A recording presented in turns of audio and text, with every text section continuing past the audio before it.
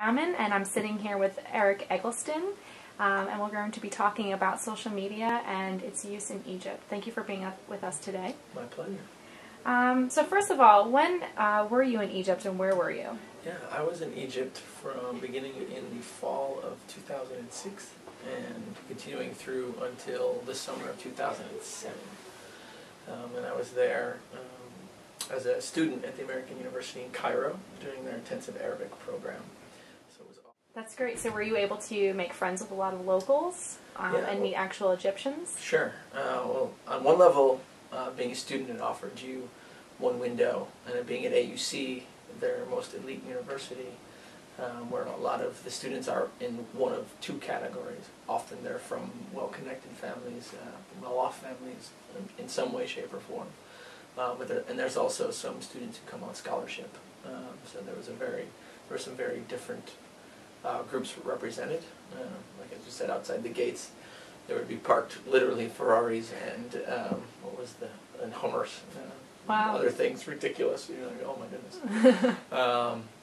But then some of the students, especially in the student housing, were from outlying areas from Cairo, and so they were scholarship kids. So maybe some of the best and the brightest from outside the city, not as well connected, but do well on the exams and whatnot. And that was their vehicle. So we would go that way, and then I myself, moving downtown, developed friendship both with our landlord and through their eldest son, or their youngest son, excuse me. We got to know, kind of took us into his circle, which was very different from that I knew through the university. And what demographic was the landlord and his son in? Well, the landlord was an older gentleman. He was probably in his 40s, and his son, he would have been probably in his early 20s. And what sector of society? They wouldn't be in the top sector. Okay. They did own, they owned the apartment that we rented, and in Cairo, and that puts you at a certain place. I would say they were probably what we might say upper middle class. There's so many different. Let me say, getting a sense of the environment and what it was like. If you had to think about what Egypt was like in 2006 and 2007, there are a lot of different ways to address it, and one of them was a very tangible sense of frustration coming from different places for, I would say, different reasons. There had so much flux into Cairo looking for opportunity in the usual sort of urban trends, but with very limited opportunity for upward mobility, just due to this sort of stagnation of the economy there, the lack of a developing middle class was limited, the lack of different sectors of export, or there weren't a lot of avenues for people to pursue if they came in without the connections that were so vital for so many people to move up. So that was one area of frustration on sort of the lower socioeconomic levels. And I think something that was very interesting to me was that there were so many people moving in and out of Cairo that there's a housing crunch.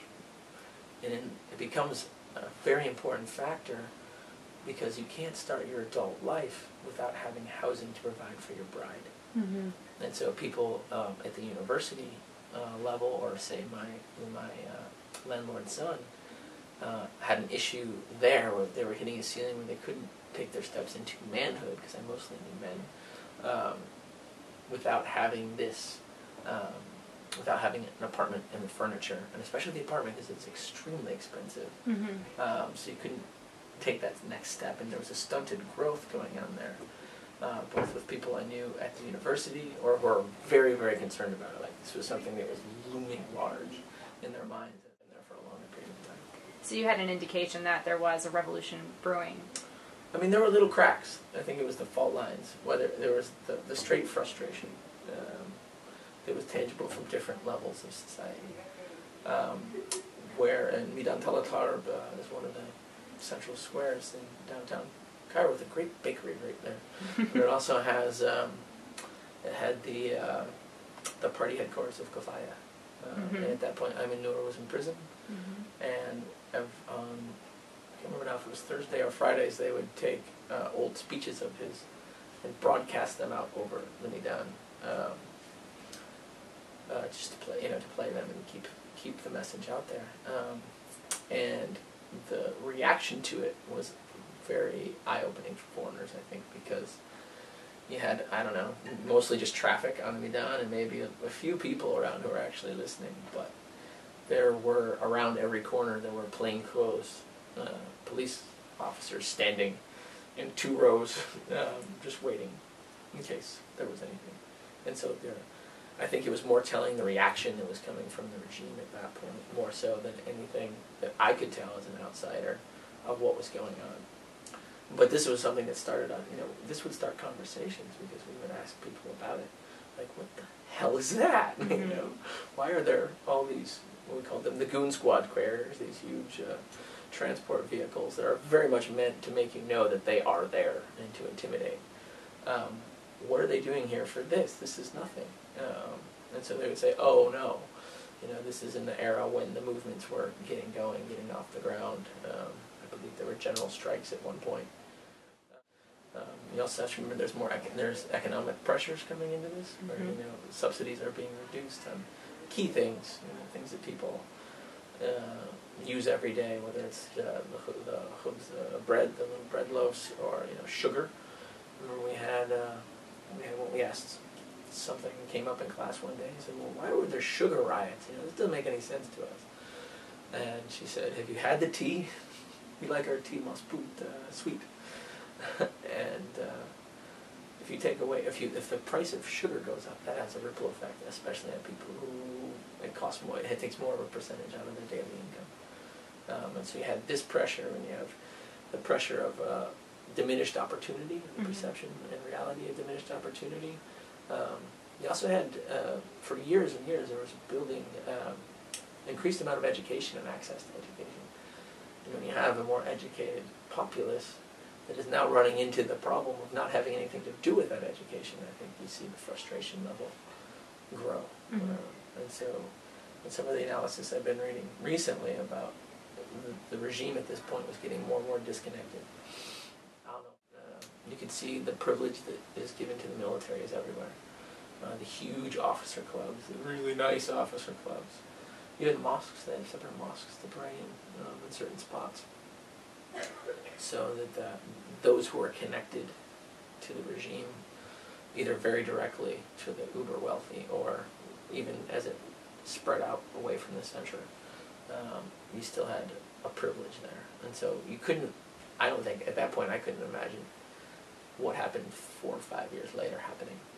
It wasn't something we conceptualized. You noted that you sensed frustration, but throughout the past couple of years, into the April 6th movement in 2008, through the revolution last year in 2011, did you notice a change in tone or discourse overall, or what they were saying to you? Yeah, I think there was an accelerated sort of thing. I'm thinking mostly of the Facebook posts that I would see, because I didn't have any no Facebook business until I went to Egypt, and then everybody was on Facebook, Americans and Egyptians alike. So you could then have the daily sort of check-in of what was going on. But definitely there was a noticeable increase in the politicalization of some of the people I knew. And it didn't start off as like, yay, revolution. It was like more the circulating of articles.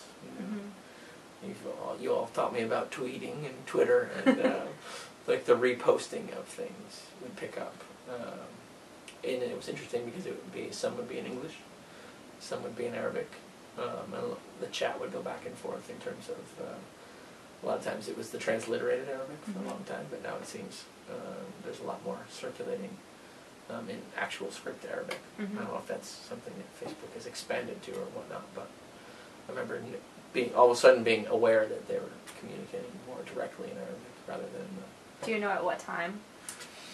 Definitely in the last, year and a half, I remember thinking, because as my Arabic has gotten worse, I've been frustrated that I couldn't read it all.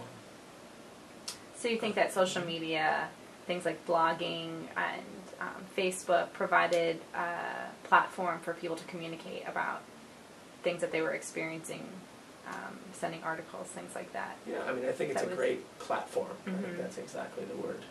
The other thing I remember is getting a lot of SMS back and forth. A lot of people used SMS for all sorts of communication. And I had a very basic phone while I was there, so I couldn't get half of it. But I think it became a way to share information very quickly and very effectively.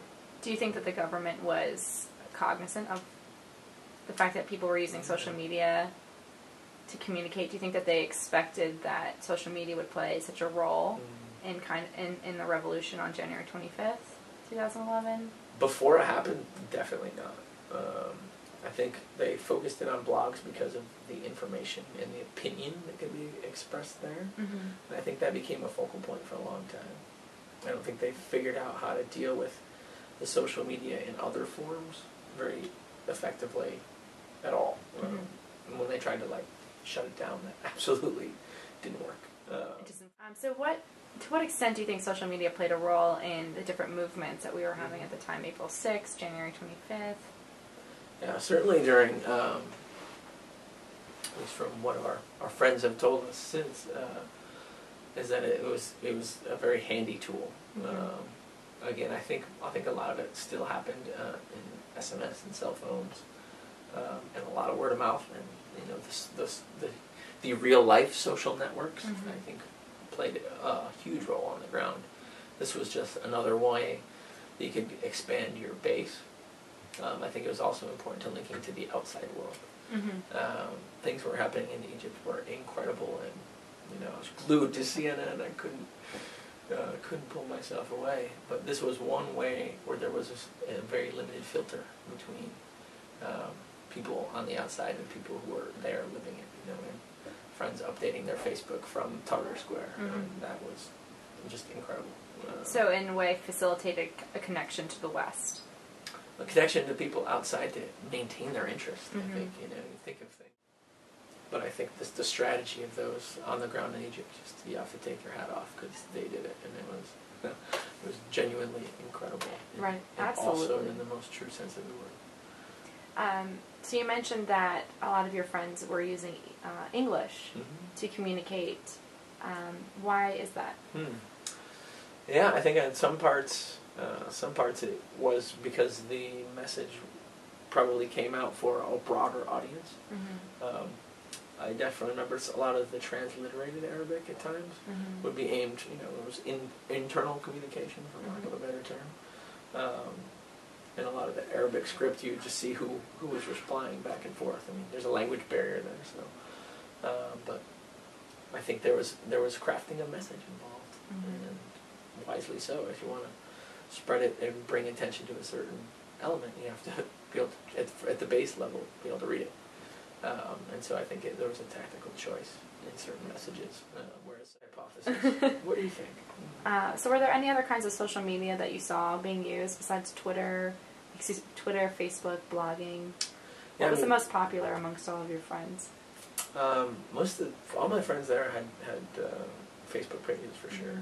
At least all the ones at the university.